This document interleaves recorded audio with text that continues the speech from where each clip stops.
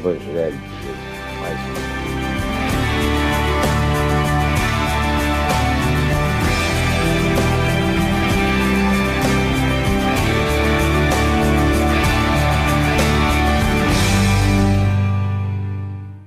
E ele tem o texto que eu já dei para ele aí, está aí com vocês, e é Mateus, no capítulo 13, um verso, meu Deus, que eu acho que deve ter sido um dos que eu mais usei e preguei na minha existência como um evangelista, pregando o evangelho para tanta gente durante esses últimos 50 anos.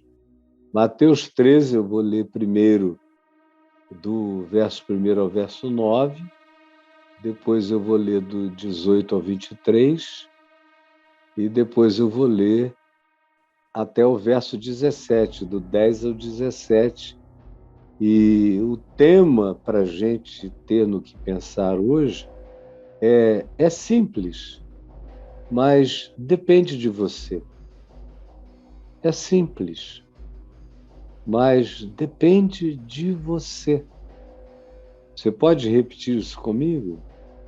Eu estou aqui sem o meu preview, sem o meu monitor, que ajuda muito, porque eu abro o computador e fico vendo vocês ali, eu não consigo ler, mas eu consigo ver a animação de vocês, consigo ver os que vão chegando na plataforma, os que vão dizendo, oi, gente boa, aqui, ali. O Braulio está vendo isso tudo, eu não.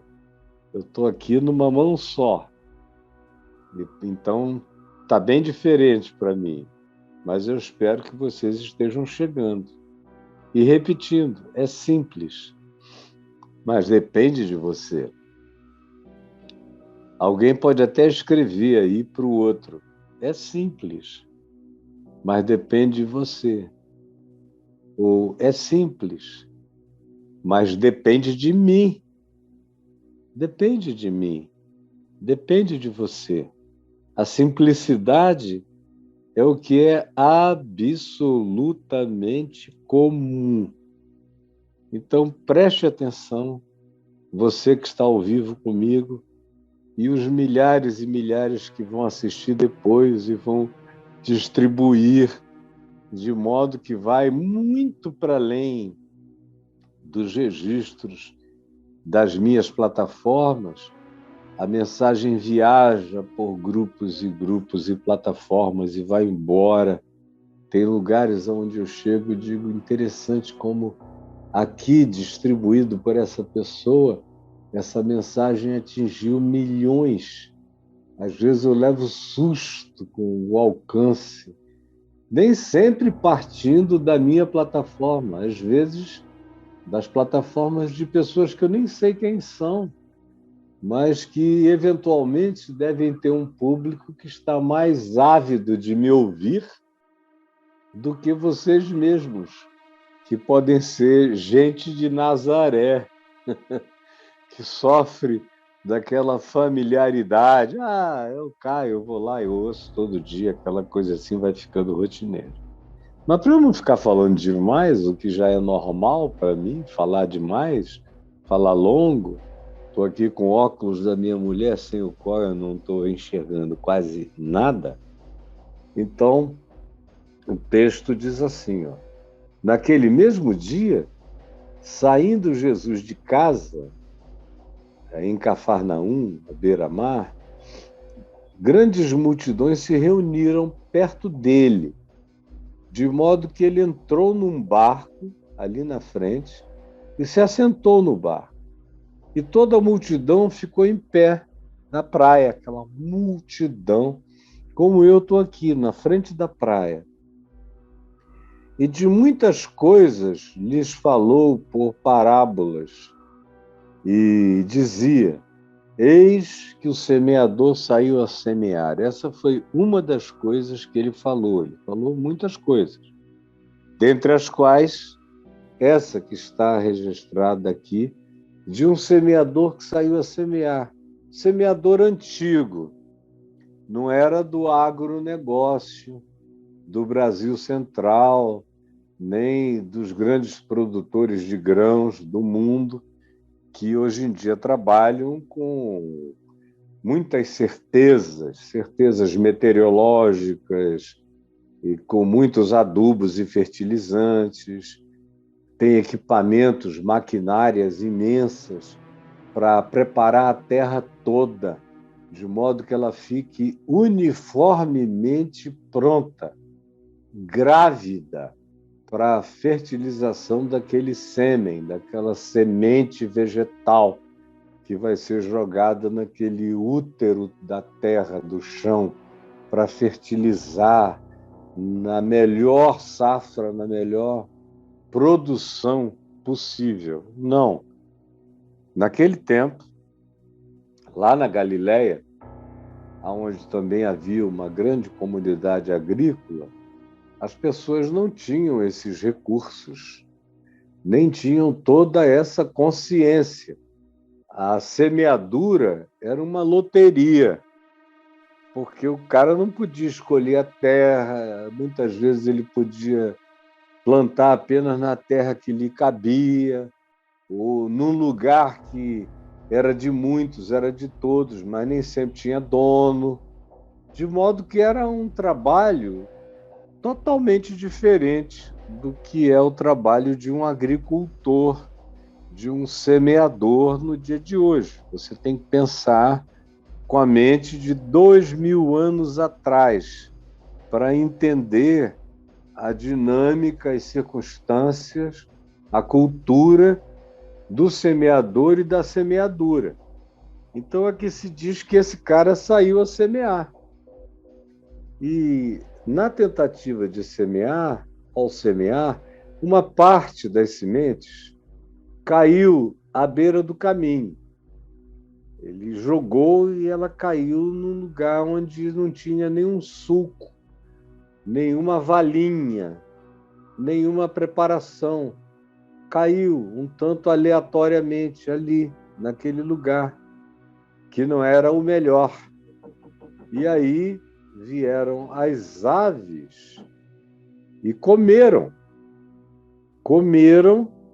o que ele tinha semeado. Jogou e as aves comeram. Uma outra parte caiu em solo rochoso, onde a terra era pouca, porque por debaixo da terra tinha pedra. Ele jogou e elas começaram a querer ensaiar um crescimento, mas logo bateram no calor da pedra e não vingaram. Nasceu rápido, porque a terra não era profunda, mas secou, porque o sol veio e queimou aquela plantinha que estava ensaiando subir, crescer, porque o chão rochoso secou por inteiro e ela morreu. Uma outra caiu entre os espinhos. Ele jogou e caiu num lugar onde tinha um monte de semente de espinhos. E os espinhos cresceram junto com a semente boa e a sufocaram. Os espinhos são mais rápidos. Os espinhos e as ervas daninhas, essas coisas, sempre crescem mais rapidamente do que aquelas que nos produzem provimento, alimento e coisas do gênero. Então, os espinhos cresceram e sufocaram. Ela não teve sol, não teve vento, não teve espaço e secou, sufocou. Ficou ali sob tanto espinheiro que não foi a lugar nenhum. Até que, enfim, uma outra semente caiu numa terra legal, numa terra boa, e deu fruto, muito fruto, a 100, a 60, a 30 por 1. É uma linguagem antiga de dizer que o que deu menos deu para cada semente e gerou 30. ou a média, para cada uma semente, 60 nasceram. E a melhor situação, uma semente produziu 100 outras vertentes de si mesmo. Aí Jesus disse: quem tem ouvidos para ouvir, ouça. Aconteceu um interregno aqui, os discípulos interpelaram, fizeram perguntas, que eu vou responder qual foi a resposta de Jesus no final.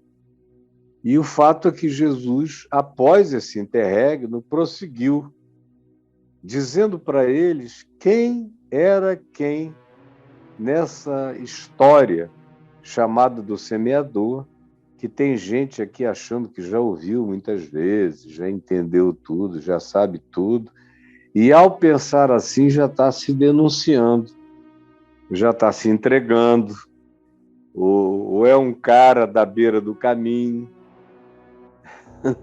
e o maligno já está aí tirando o que foi semeado, roubando, distraindo, olhando lá para o lado, pensando em qualquer outra coisa. Disso aí não tem mais nada novo que eu possa aprender. Nasci sabendo e pronto. E já a cabeça foi embora, sabe Deus para onde, não é? E foi o que Jesus disse. A todos os que ouvem a palavra, porque ele está dizendo implicitamente que a semente é a palavra, é o sêmen da vida. Eu estou jogando sêmen. Semeador é quem distribui o sêmen, a semente. A palavra semente vem de sêmen. A palavra é o sêmen, que é uma linguagem usada no Novo Testamento. João diz que os filhos de Deus são aqueles em quem cresceu o sêmen divino. O sêmen divino encontrou o seu lugar no coração daqueles que creem. Por outro lado, Jesus prossegue e diz que a todos os que ouvem a palavra, ouvem o sêmen, a semente do reino de Deus, e não compreendem, ouvem igual você, mas não compreende nunca. O cara decora o texto, mas não compreende a palavra. Ele não a engendra. Não há um útero, não há um útero preparado no coração para o acolhimento daquela palavra. Isso significa não compreender, que é não casar o sêmen com o acoplamento dele, onde existe a concepção, que é a compreensão. A concepção equivale à compreensão. Uma pessoa concebeu, ela compreendeu a totalidade. A gente até usa a palavra conceber. Eu não tinha concebido aquela ideia, porque não tinha compreendido aquele pensamento. Então, os que não compreendem, o sêmen é bom, é o mesmo. Caiu ali, mas não tinha a ambiência para o acolhimento. Dentro não havia um útero para concepção, para conceber, para compreender, para dar as formas e deixar crescer essa semente para que ela se desenvolva.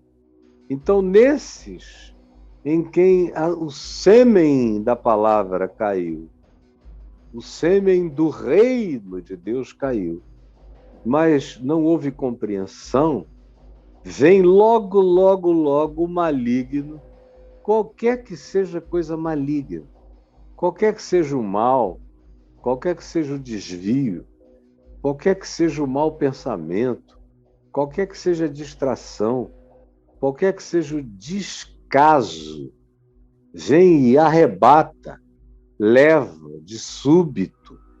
E a pessoa nem sequer viu ou compreendeu o privilégio que a visitou e que nela não vingou, porque ela, ao invés de compreender o significado do que estava sendo engendrado nela, ela se distraiu com as malignidades da mente, do pensamento, do descaso, da indiferença, da distração, ou achou que aquilo ali era tolice, ou como alguns aqui acham que já ouviram demais e acham que pelo muito ouvir compreenderam o que nunca entenderam, aí vem o maligno e arrebata aquilo que foi semeado no coração.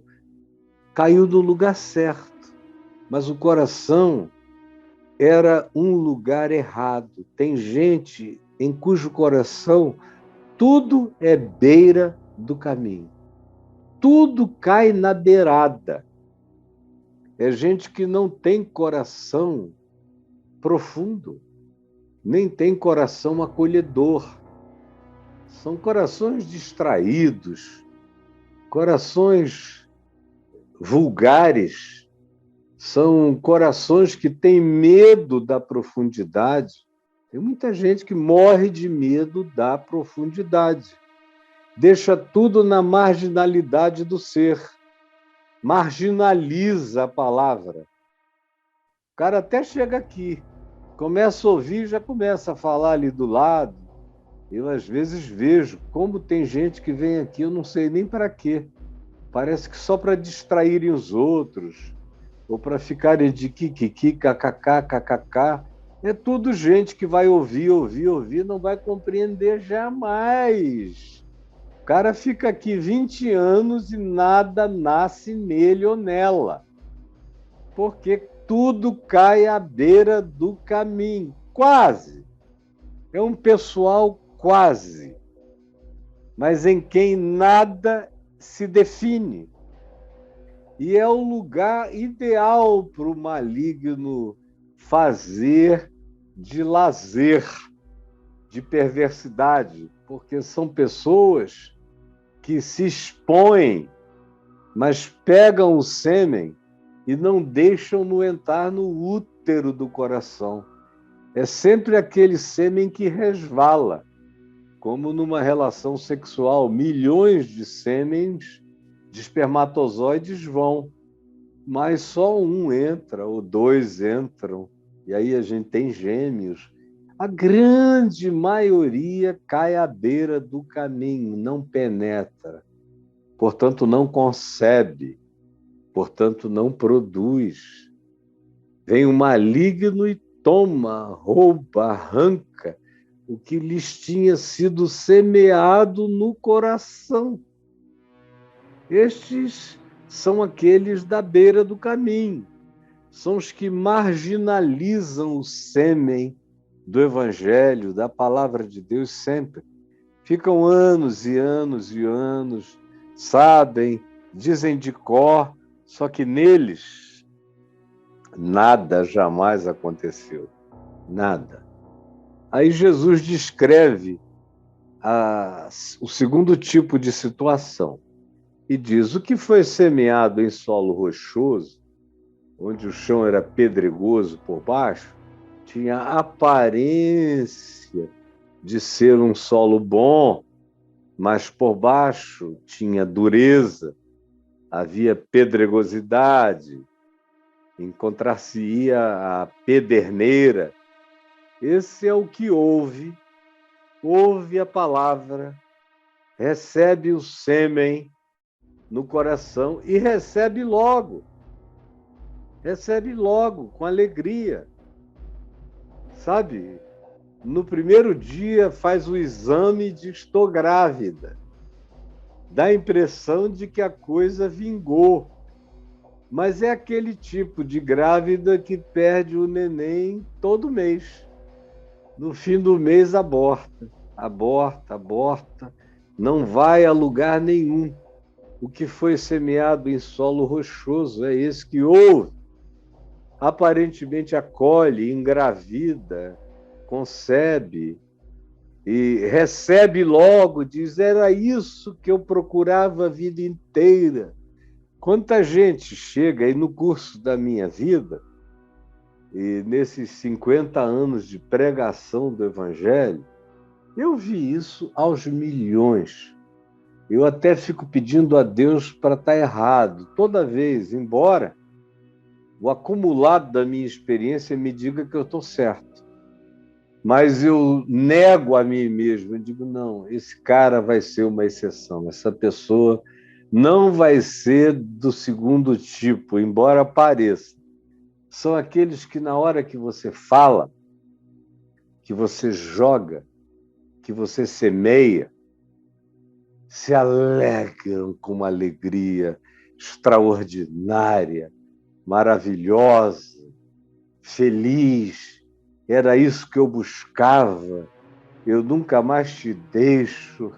Era essa palavra que o meu ser ambicionava por encontrar.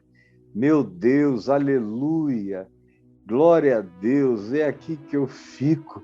Como eu pude passar tanto tempo procurando sem achar, mas agora eu achei.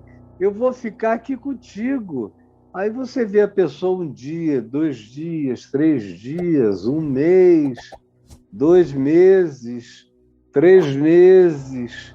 Aí você começa, depois de um tempo, procurá-la, aí ela começa a vir um dia sim, um dia não. Aí depois ela vem uma vez na semana, depois ela vem uma vez no mês. E Jesus diz: quem são essas pessoas do ponto de vista existencial? Esses que por baixo, embora por cima parecessem uma terra muito boa, por baixo havia algo que eles não queriam que fosse penetrado. Eles têm uma camada de superficialidade receptiva, mas o sêmen não pode engravidá-los, eles não aguentam a gravidez. Não aguentam. Quando começa a ver o engendramento, a penetração, começa a querer surgir a primeira concepção daquilo que se está ouvindo, depois daquela primeira alegria, daquele primeiro entusiasmo, o que acontece é que essas pessoas não têm raízes profundas. Elas são torcedores de times alegres, mas elas não têm raiz profunda. Deixa eu fazer aqui uma apologia do meu time. Eu sou um botafoguense. Todo botafoguense tem raiz profunda, porque não ganha nunca. Para o cara continuar botafoguense até morrer, continuar com glorioso, é porque a raiz dele é profunda. Ser certos times por aí que eu não vou nomear, como o time da minha mulher, é muito fácil, está ganhando o tempo todo, a vida inteira está ganhando, o cara fica parte do time porque ele não tem alternativa, é todo mundo gritando, uma vez sempre. Mas no meu caso, não. Eu fui atingido pela glória nos anos 60. Nos anos 60, 50 e 60. De lá para cá, meu Deus, ou eu tinha raiz, ou então não ia vingar coisa nenhuma, porque não tem razão para vingar. E esses que são do solo rochoso, os que recebem com alegria, não aguentam ir para a segunda divisão, para a terceira divisão, ficarem quase com o time fechando, mas perseverando, porque eles não têm aquela raiz em si mesmos, eles não têm as profundidades. Eu só estou usando uma ilustração futebolística, esperando que na sua superficialidade você entenda o que eu estou dizendo. Não tem raiz profunda em si mesmo, sendo antes de pouca duração. É gente de, no máximo, um campeonato estadual, não é nem um brasileirão. Não aguentam. Não aguentam. Se não for vencer, vencer, vencer, o cara pula fora porque não tem raiz de profunda duração.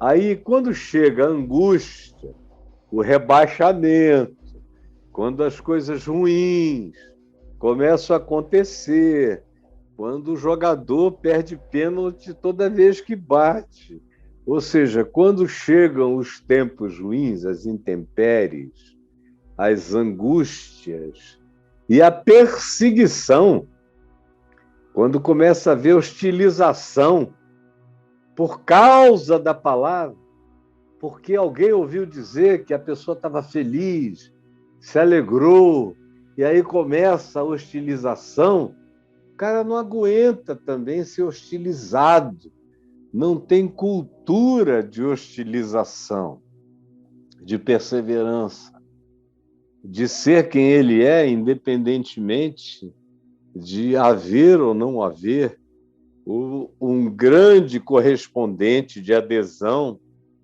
Então, angústia, perseguição, por causa daquela convicção, logo a pessoa se escandaliza. Eu pensei que ia ser bom, que a semente era de vida, que ia me melhorar, que o meu emprego iria melhorar, que eu iria ficar mais bem-sucedido, que eu iria ganhar dinheiro, que a vida para mim seria mais fácil, que a minha mulher iria concordar, ou que o meu marido iria me dar força, ou que os meus filhos iriam ver que era uma coisa boa. Mas agora está todo mundo contra mim, minha mulher, ou meu marido, os meus pais, a família inteira, a parentela. Os meus ex-amigos dizem que não vão querer continuar sendo meus amigos por causa dessa escolha que eu fiz. E aí eu não estou disposto a perder todas essas coisas por causa dessa alegria. Tá certo que quando eu ouvi foi uma grande alegria, que eu nunca tinha tido antes, mas eu não estou disposto. Eu não fui feito para aguentar esse tranco, para perder e perseverar. Eu tenho que ter uma crença que só me faça ganhar, ganhar, ganhar, vencer, vencer, vencer, sem angústia, sem perseguição, sem contraditório, por causa da minha convicção. E aí a pessoa vai e se escandaliza. Por exemplo, se todo mundo, para eu não falar dos últimos 50 anos, para eu falar só dos últimos 23, se todo mundo que está me ouvindo nos últimos 23 anos fossem pessoas não dessa natureza, sem ser do primeiro grupo, que bota na marginalidade e vê quando é que centraliza aquilo ou não, e o maligno vem e rouba, ou então desse segundo tipo, que chega com uma alegria esfuziante, mas não tem profundidade, não tem raiz em si mesmo, não aguenta o tranco. Se todos esses estivessem comigo, aqui agora nós teríamos milhões assistindo. Mas é prova, a própria manifestação do ensino da palavra vai demonstrando para o semeador, que aqui, nesse caso, sou eu, como o evangelho está certo. Como tem hoje aqui pessoas comigo que daqui a 4 meses não estarão. Tem outras que não estarão nem no mês que vem. Embora tenham tido uma grande alegria hoje, era isso que eu buscava a vida inteira. Mas, na realidade, não suportam o contraditório, se chocam, se escandalizam e dizem: se eu soubesse que era para isso, eu não iria ter querido. Aquele que foi semeado entre os espinhos, é aquele que não limpou a área, nunca.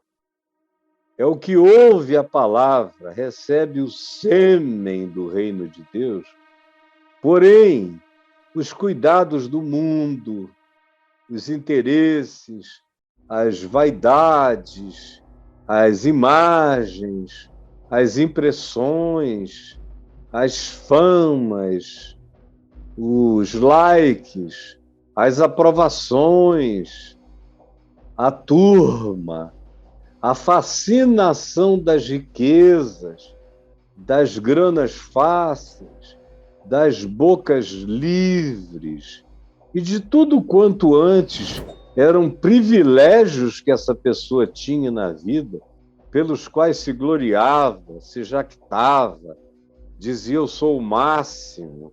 Aí quando essa palavra entra e começa a querer exclusividade, começa a precisar ser única dentro da pessoa, começa a demandar um trato absolutamente singularizado, a pessoa diz não. Jesus é legal, Jesus é importante. Como outro dia eu vi uma pessoa muito querida dizer, não, pastor, Jesus é especial, mas não dá para botar numa categoria absoluta, né? Eu falei, meu Deus, eu batizei essa menina. Ela está aqui me ouvindo a vida inteira. Mas só foi o Evangelho demandar a categoria do divino, do exclusivo, do absoluto, do singular, que já não deu. Ela disse, não, para ser esse absoluto, tem muita coisa que eu vou ter que rever, que eu vou ter que repensar, que eu vou ter que reconsiderar. E aí, para fazer uma reconsideração, aonde o Evangelho ganhe esse lugar de exclusividade, não é nem só de superioridade, mas de exclusividade, e tudo aquilo que não se coerentize com ele, não possa mais permanecer na minha vida, então eu não quero. Se for para ter esse lugar, em mim não dá, porque eu não vou abrir mão. Eu adoro. A palavra é adoro. Adoro o que eu tenho, adoro o que eu consegui, adoro o que eu amealhei, adoro o que eu juntei, adoro o que vem antes de tudo na minha vida, desde que eu nasci. Eu não vou abrir mão de nada disso. Não vou fazer nenhum sacrifício. Não vou fazer nenhuma revaloração de significados. Não vou fazer ressignificação de nada à luz do Evangelho. Não vou. Ou o Evangelho cabe em mim do jeito que eu sou, ou eu não vou me transformar para o Evangelho. Ou o Evangelho se adapta a mim, ou eu não vou fazer uma adaptação dessa profundidade ao Evangelho jamais. Aí Jesus diz que esses são aqueles que foram engolidos, que foram semeados em solo rochoso, não vingaram, não tinham raiz em si mesmo, a angústia e a perseguição por causa da palavra os escandalizaram. E o que foi semeado entre os espinhos é aquele que ouve, que recebe a semente, porém, os cuidados deste mundo, como eu já havia dito, todos os interesses, as primordialidades, os ganhos, as competições, as disputas, os primeiros lugares, a fascinação das riquezas, da fama, da celebrização do ser, são coisas que não combinam com a natureza singela, simples, pura, humilde do Evangelho. E a pessoa quer para si um Evangelho que seja só um glamour a mais, que seja um Oscar e não uma cruz. É gente que quer que o Evangelho seja um Oscar e não uma cruz. E que ele venha botar mais brilho ainda na fascinação dos poderes, das famas, das riquezas. E aí, na tentativa de conciliar o Evangelho com o inconciliável, e colocando essas coisas em primeiro lugar, o que acontece é que elas sufocam a palavra.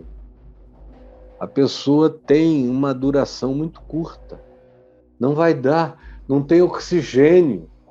O Evangelho não pode existir num estado de concorrência. Contudo, o Evangelho mais o mundo inteiro, igual à minha vida. Aí danou, já era. Se o Evangelho não tomar o lugar que cabe à boa nova eterna, ao reino de Deus, não a ideologia política. Tem muita gente em quem o Evangelho morreu por causa da política, da ideologia política que tomou o lugar do Evangelho. Tem gente para quem hoje o Evangelho é só aquilo que dá uma vindicação de pertencimento de grupo para o cara engrossar o caldo da ideologia política. Mas o Evangelho em si está morto. No coração da maioria desses que se dizem pessoas que dão apoio a uma determinada ideologia, justamente porque são da igreja ou são do Evangelho, elas nem sabem. Mas o Evangelho morreu nelas há muito, muito, muito tempo. Ficou só o templo, ficou só a religião, ficaram os pequenos ritos, ficaram aquelas obrigações que eles arreiam ali para Deus, mas nada além disso. Palavra da vida, semente de vida, reino de Deus, absoluto de Deus, prioridade de Deus, já era. Há muito tempo. Acabou. E a pessoa nem viu e nem notou. Por isso, o Evangelho não produz fruto. Não produz fruto. Você vê, o cara está ali, ele, nos dias de hoje, por exemplo, não nos dias de Jesus, onde não havia isso que eu vou dizer. Mas hoje em dia, o cara vai à igreja, ele participa de um grupo, ele canta nisso, ele participa de uma outra coisa, ele se engaja na agremiação e ele acha que isso é o Evangelho. Ele não sabe, ou não quis saber, ou esqueceu que o Evangelho é para dentro. É uma gravidez. Eu ofereço o útero para o sêmen de Deus. E eu tenho que ficar grávido e parir Cristo em mim. Parir Jesus em mim. Eu tenho que dar o fruto dessa vida. Do contrário, eu sou só um cara que carrega uma bandeira, que não significa nada.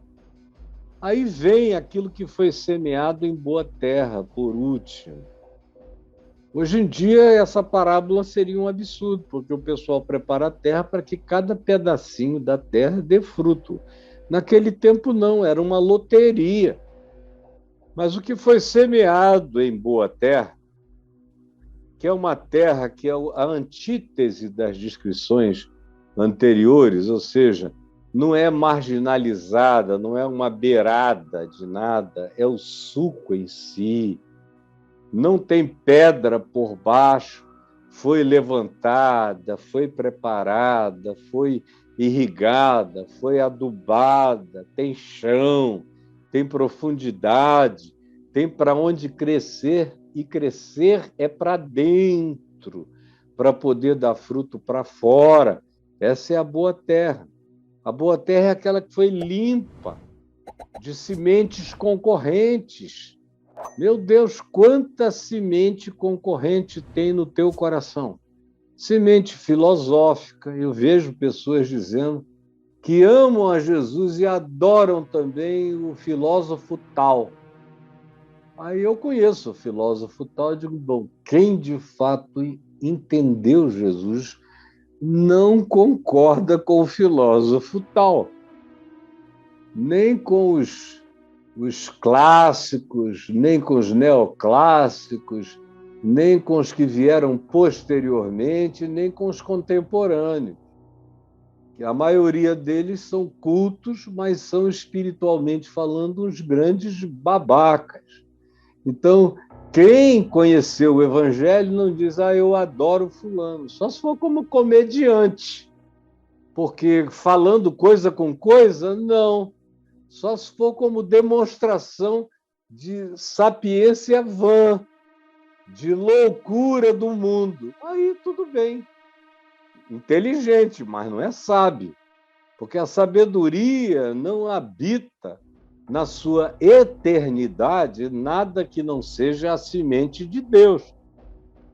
A semente de Deus, o sêmen de Deus, é a sabedoria eterna. Por isso é que produz vida eterna.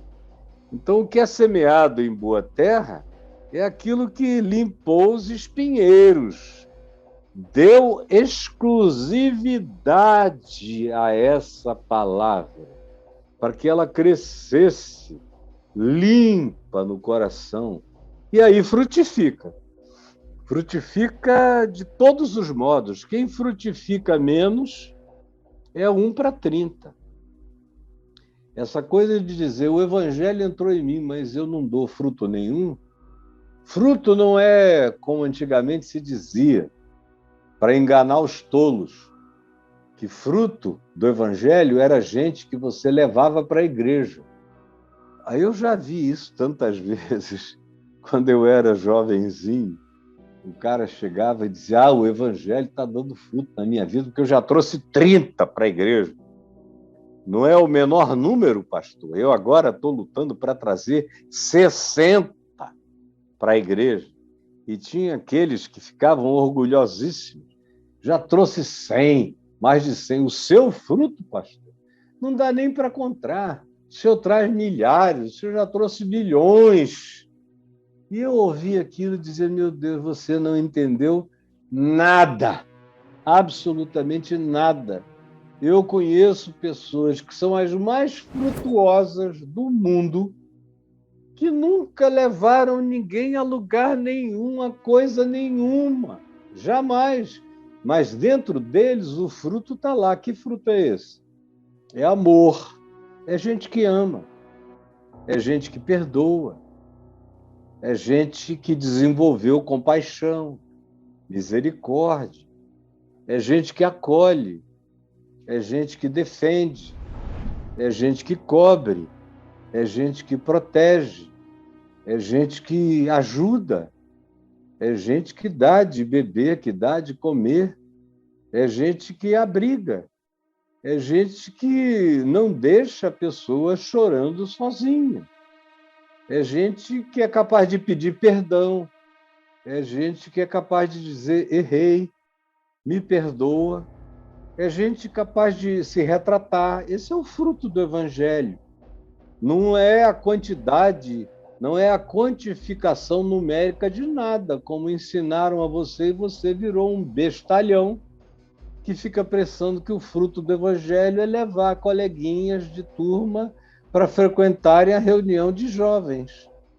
Às vezes, isso acontece como decorrência, mas o fruto é o que você produz, é o que sai da tua boca, é o que sai da tua alma, é o que sai do teu espírito, é o que sai da tua mente, é o que forma o teu caráter, é o que define quem você é aquilo em razão do que você é identificado em qualquer lugar, pelo seu modo, pelo seu olhar, pela sua atitude, pelo seu comportamento, pela sua vida. Esse é o fruto. Essa é a semente que caiu em boa terra. E só cai em boa terra quando produz o fruto que Jesus identifica como tal. E para Jesus, multidão de qualquer coisa nunca foi fruto de nada. Aliás, foi uma grande multidão que mandou Jesus para a cruz. Fruto para Jesus são essas coisas que eu descrevi agora há pouco e descrevo todo dia para quem quiser levar isso a sério. Aí Jesus disse: esse sim. Então, é mais ou menos para cada 3 tentativas ou 4, uma às vezes dá certo. Uma. E hoje em dia, nem mais 4 para 1 a gente tem. Hoje em dia, meu Deus, é 4.000 para 1. Porque o pessoal, olha, o que houve de desgraça no coração humano não é brincadeira. Aqui tem alguma coisa apagando aqui que parece que é a minha bateria desse celular que é fraca. E deixa eu ver o que está acontecendo aqui atrás.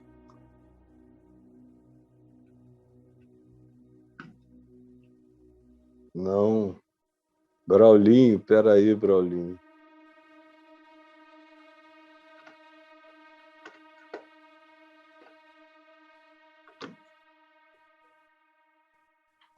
Minha gente.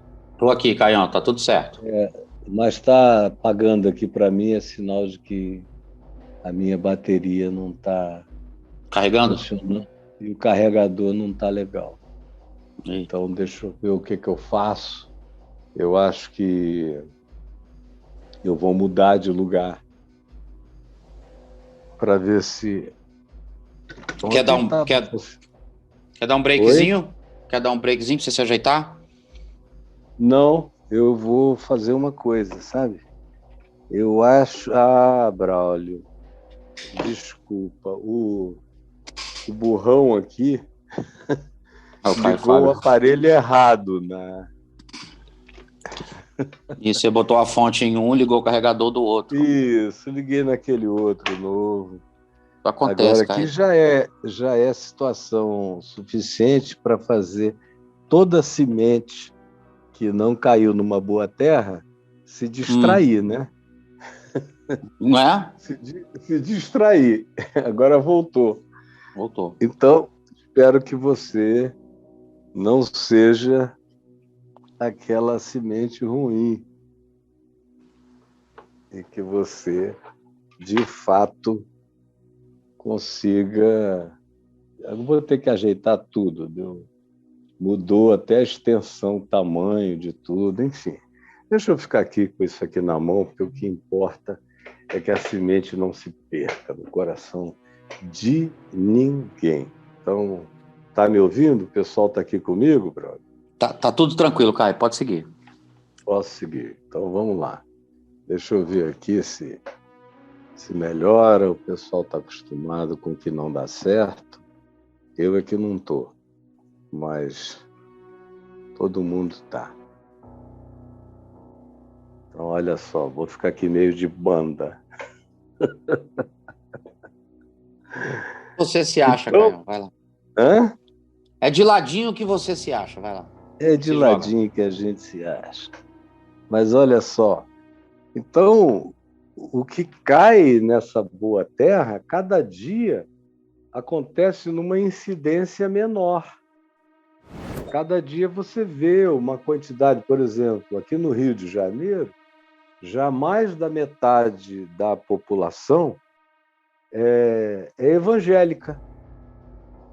Agora, é evangélico miliciano, evangélico traficante, evangélico tudo, menos cristãos, menos, de fato, gente de Jesus, mas são evangélicos. Ontem meu filho Ciro estava aqui com a gente. Oi? Onde é que eu estou? Até para eu me achar aqui está meio difícil. Tá no ar, tá tudo certo. Meu filho Ciro estava aqui jantando com a gente, dizendo, por incrível que pareça, pai. Oi, onde é que eu estou aqui? Quer saber, brother? Por incrível que pareça, a maior parte da população do Rio de Janeiro é evangélica, já passou de 50% no estado do Rio. Tem alguns lugares do Brasil onde a população cresceu imensamente, como, por exemplo, no norte do país, na minha terra, em Manaus, a maior parte da população também já é evangélica. Em Rondônia, a maior parte já é. Agora você veja o resultado, né? De pobreza, de ignorância, de negacionismo, de uma quantidade enorme de barbaridades, todas feitas em nome de Jesus. E o preço que se paga por isso é terrível, é horroroso, porque não dá para a gente avaliar quais serão as consequências,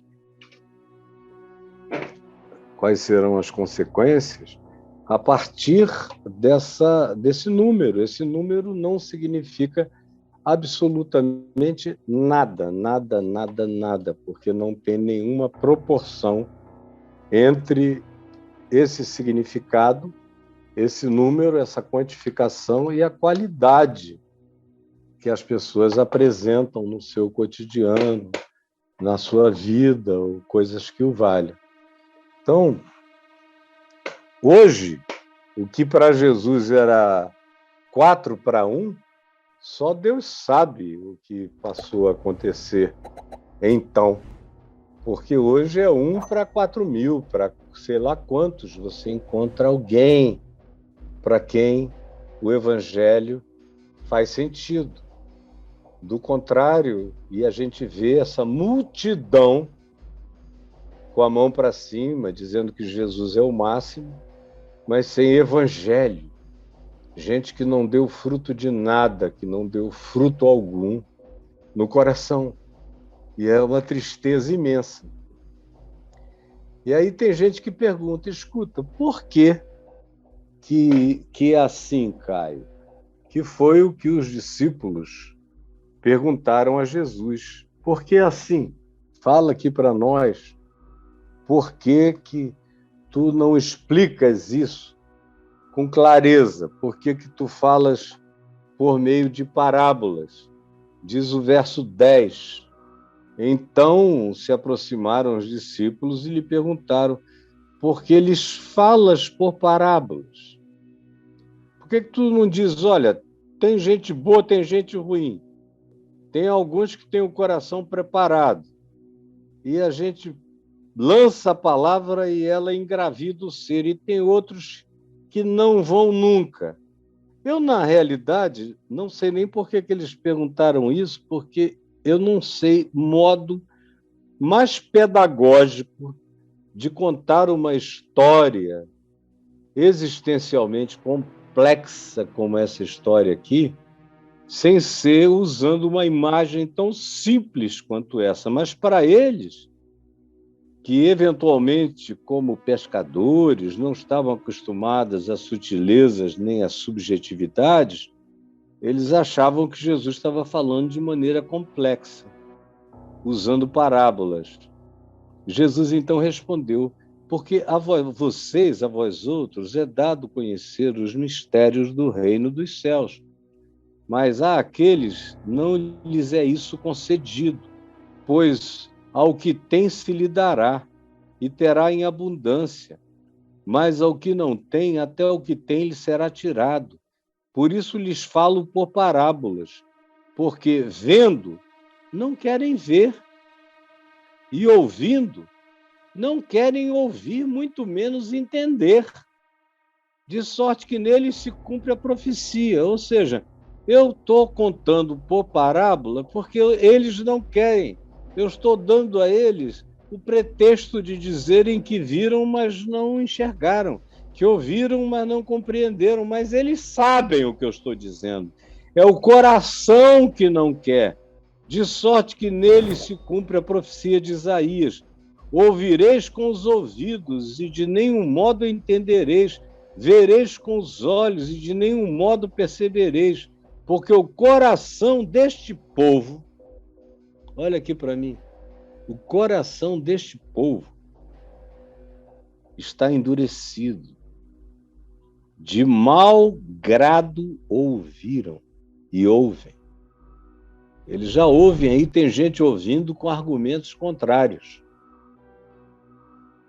Eu conheço isso há milhões de anos. O cara que já ouve desenvolvendo os contraditórios na cabeça. Aí mesmo, na plataforma.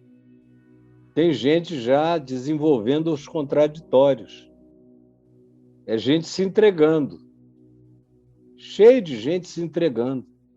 Então, por que isso? Então, por que não aquilo? Por que não facilita? Como no último Papo de Graça, alguém me perguntou, por que que tudo que Jesus faz, ele faz para um grupo em que demanda fé? Por que que ele não aparece logo nas nuvens, nos céus, não faz logo tudo para ninguém negar, para não haver dúvida? Nunca haveria isto.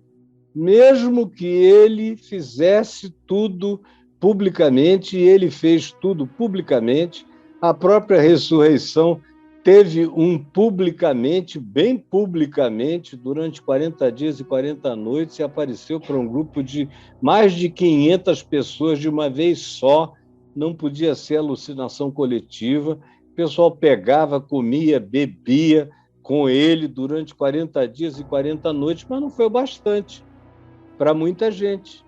Embora todos os que tenham tido essa experiência tivessem ficado dispostos a morrer pelo que viram. E morreram pelo que viram e creram. Mas não é o bastante. Porque o coração, quando está de mau grado, você não vê, o homem vai à lua. Mas tem um grupo de pessoas aí que dizem que o homem nunca foi à lua, foi produzido em Hollywood.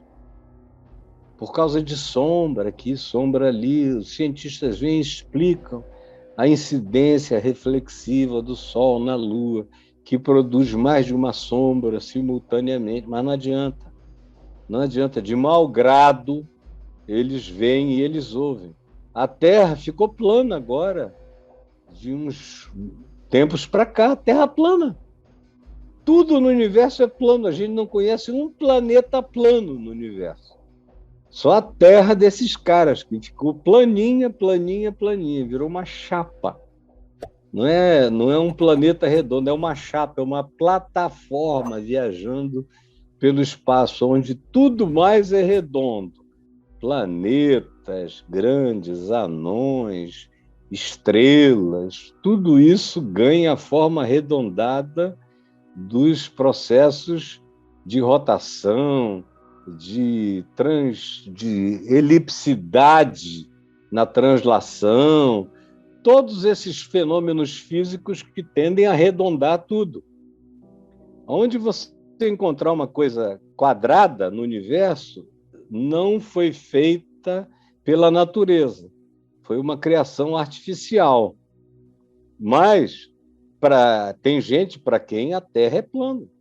Eu me lembro que até 2 anos atrás, agora a Terra plana está saindo de moda um pouco, mas até 2 anos atrás eu falava aqui, brincando, sobre a Terra plana, tinha um monte de gente que saía da live, com raiva de mim, porque o coração ouvia de mau grado, desagradável. Eles tinham um desejo fomentado por uma ideologia, por uma filosofia, por um líder político ou religioso, ou coisa que o valha, e pronto, eles abraçaram aquilo, não importa qual seja a demonstração da verdade, eles serão contrários. O coração recebe endurecidamente, empedernidamente, impenetravelmente, não tem sêmen que entre nesse útero de bronze do coração de certas pessoas, porque elas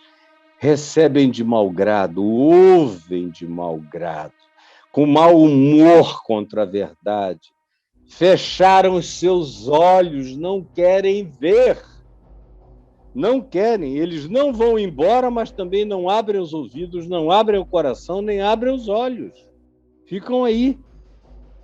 Por isso eles não entendem com o coração. Porque essa palavra é, antes de tudo, para ser um acolhimento no útero do ser. O útero do meu ser é o meu coração. Por isso não se convertem, por isso não são curados, por isso são doentes a vida inteira. Porém, bem-aventurados são os olhos que veem, os ouvidos que ouvem. Bem-aventurados são esses que estão dando crédito àquilo que Isaías, Jeremias, Oséias, Amós, Abacuque, tanta gente boa do passado desejou ver, desejou ouvir e não tiveram ocasião porque nasceram antes dessa hora, mas vocês nasceram nesse tempo e nessa hora, mas boicotam a palavra no coração, boicotam a palavra nos seus corações.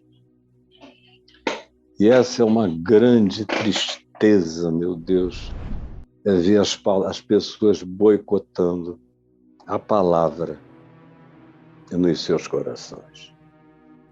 Estou tentando ver se chego para cá para melhorar a luz, porque isso tudo aqui foi feito num grande improviso. Vamos ver se melhora agora aqui. Acho que consegui um pouquinho melhorar. Braulinho, é isso, Braulinho. Esse papo de improviso do dia de hoje. Todo mundo aqui comigo e eu não sei quem está, porque eu não tenho preview. Tá bacana, Caio. O pessoal tá na área.